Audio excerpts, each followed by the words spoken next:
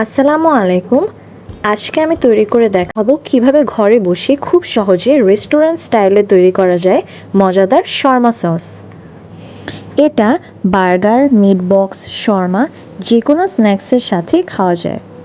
প্রথমে একটি গ্রাইন্ডারে নিয়ে নিচ্ছি রসুনের কোয়া 7 থেকে 8টি, সরিষা বাটা হাফ চা চামচ, গোলমরিচের গুঁড়া হাফ চা চামচ,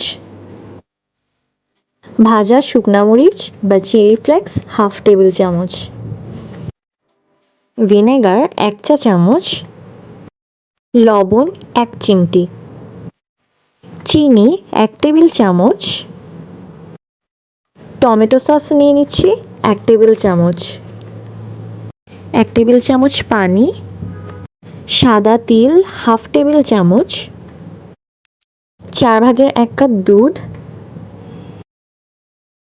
তেল হাফ কাপ, তবে সেটা একেবারে না দিয়ে 2 ধাপে দিব।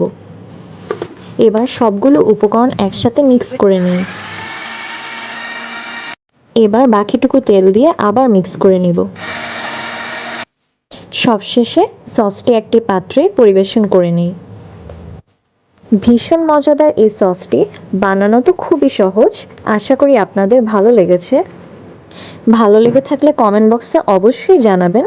ধন্যবাদ সবাইকে।